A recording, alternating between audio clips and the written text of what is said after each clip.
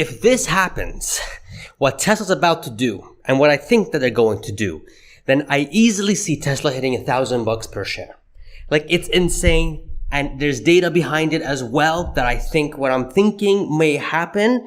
Let's get down to it. And of course, none of this is financial advice. It's just my thoughts and how I'm thinking and a little bit of logical sense, unless things change. Anyways, it's going to be a juicy video. Smash that like button, hit subscribe if you haven't already, and let's get down to it. So the one product that I think it can take Tesla stock to enormous levels, enormous heights, is the Cybercab, because it's going to be autonomous. It's going to scale, it's going to give Tesla massive margins, and it's going to give this massive income stream with high margins that we haven't seen, that a company can do in an extremely long time.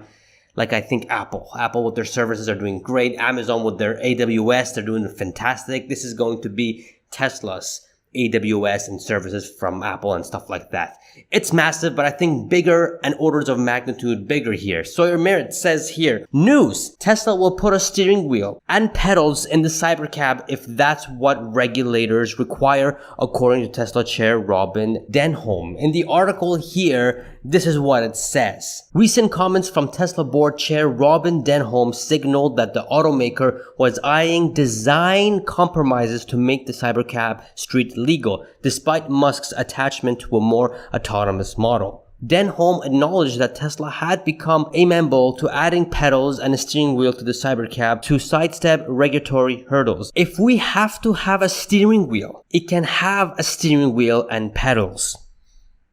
That is massive. And I told you guys many times on the channel that if the Cybercab is ever going to come with the steering wheel and pedal, take my money right now. And it's not just me, it's many other guys. Now, there's a problem here, right? There's a little problem here. And before I get into the problem, there's a little controversy going on with Farzad that's saying that, hey man, if the Cybercab, he's saying the Cybercab is going to come with steering wheel and pedals because of the problem that I'm going to talk about right now.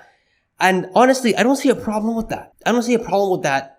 Later on, when there's a regulatory or a requirement that they don't need to have steering wheels and pedals, they can just remove it or just keep it in there.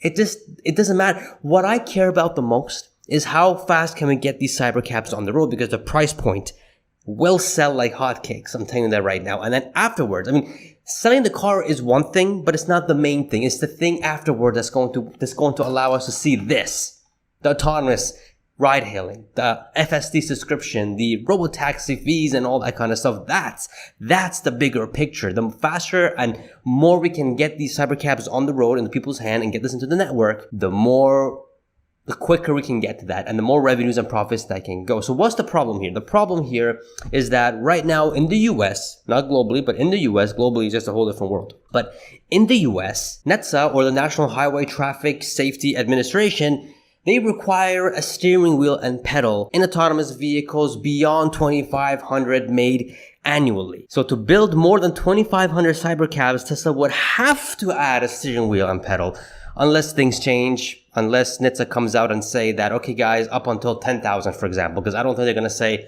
okay guys, we're going to scrap it next year. I think they will increase it because the data is coming much clearer and better that it's much safer to have an autonomous car than human drivers, because the risk of human drivers is a whole lot more than autonomous cars. I think over time, maybe in the next 5-6 years, they can say unlimited. I mean, the limit is gone. I can see that, but I don't see it happening anytime soon. I can only see the limit increasing to 10,000. So to offset this, they can add a steering wheel and pedal and sell it as soon as flipping possible. That is what I'm thinking here. And we know that NHTSA and the Trump administration is starting to amend this rule by 2026. And let's see what will happen. Again, I don't think they're going to remove it completely. I think eventually they will, because the data is going to be crazy good to have autonomous cars. It's much safer. But for now, I think we may see an increase. Okay, instead of 2,500, you can do up to 10,000 or 20,000 or 30,000, something like that. You know, I do see this. But here's the data. Here's the good news.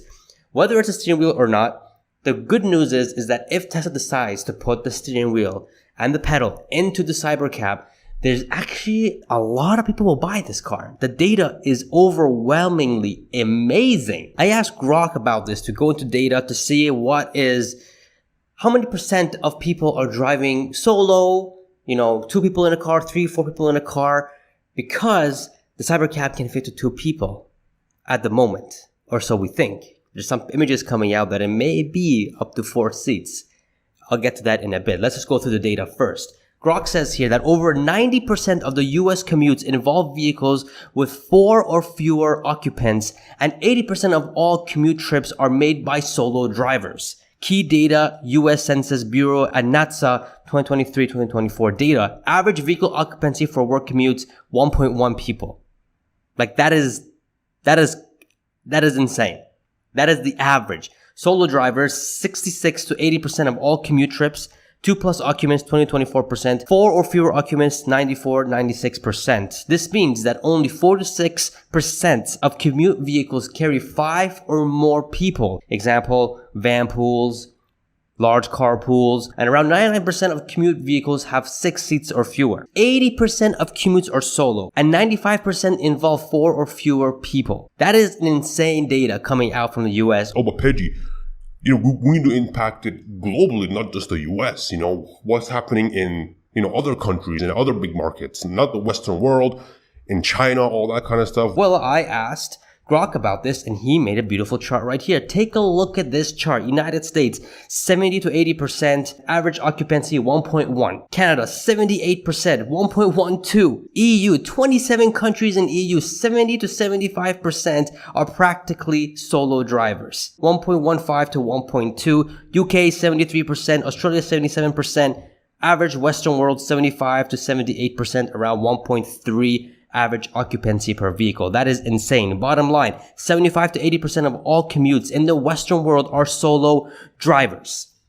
That is flippin' crazy. But check out the other countries here. China, because we know that Tesla is heavily involved in China and they do want to put robotaxis there as well.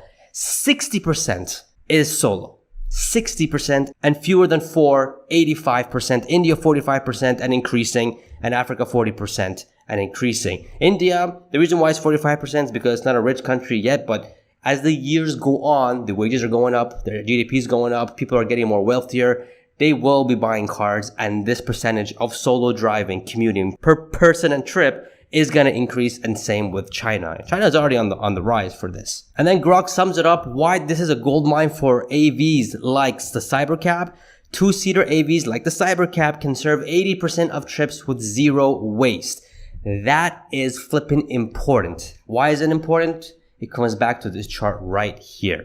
The EV market share thanks to ARC. Right now, including the standard models for Tesla, the Model 3 and Model Y, it's right here. And mind you, the Model Y is the best-selling car in the world, which the percentage is down here. It's not high. What do you think is going to happen once they have a vehicle that's under $30,000 that can sit up to 4 people? I'll get to that in a bit. But again, 80%, 60 to 80% globally, I'm adding China here too, they commute by 1 to 2 people. That's a lot of customers that will buy this thing. That would mean that the market share would be as high as here, 50%. Now remember, in the 5% range here, that's when the Model Y was the best-selling car in the world. What do you think is going to happen when there's 50% penetration? It's the Cybercab is going to break records after flipping records. It's insane. And we're getting some leaks here from people on X that the Cybercab is being tested, and we can see that Tesla has moved the seat forward so the driver can actually drive. It's looking more likely that Tesla will add a steering wheel and pedal to the Cybercab to please regulators unless they increase or remove the 2,500 annual limit. And what's insane here, we can see that they increase the backside because the glass is more. We can see the little triangle thing right there. That's been increased in the new photo. You guys can see that. So they have increased or moved forward the front seats. So again, they can drive. That means there's more seats in the back. Does that mean there's 2 additional seats? I don't know. Can Tesla do it? Yes, they can. It could be one of those cars that it has 2 doors, but it has 4 seats.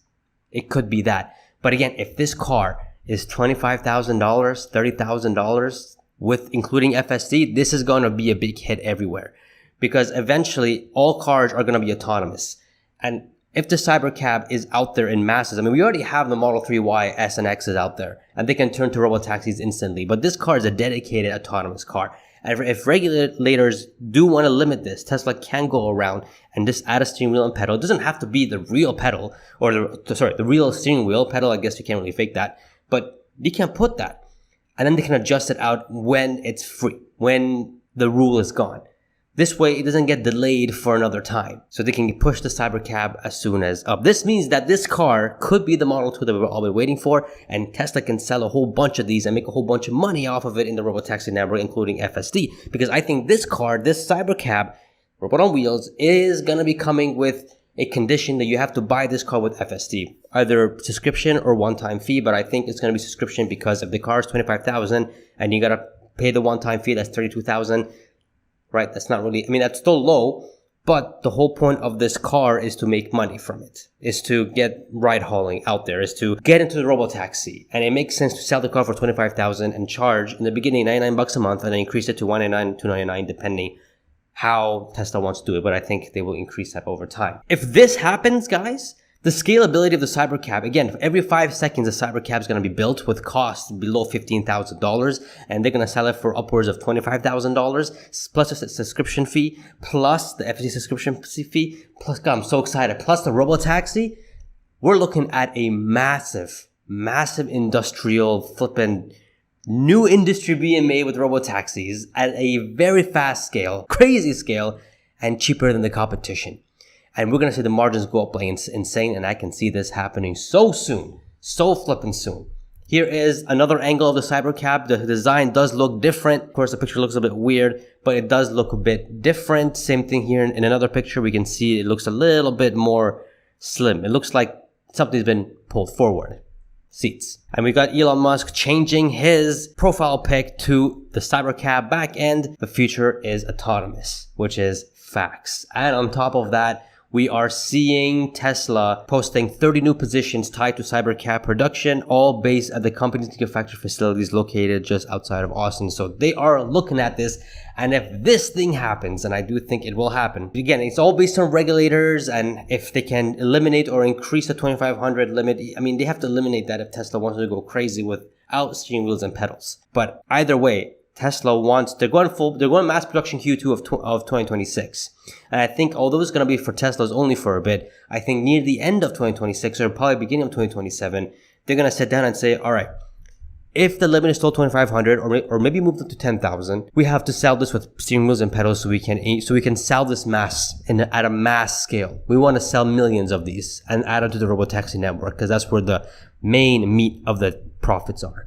And if that happens, then we can see this happening big flipping time. Man, sheesh. I need more Tesla stock. That's all I gotta say. That's all I gotta say. If you guys haven't watched the podcast between Joe and I, we talk about what, Tesla stock has hit an inflection point. You guys need to check it out right now. Grab a popcorn because it was insane. Subscribe, guys. Become a channel member. And I shall see you guys in the next flipping video. Let's go.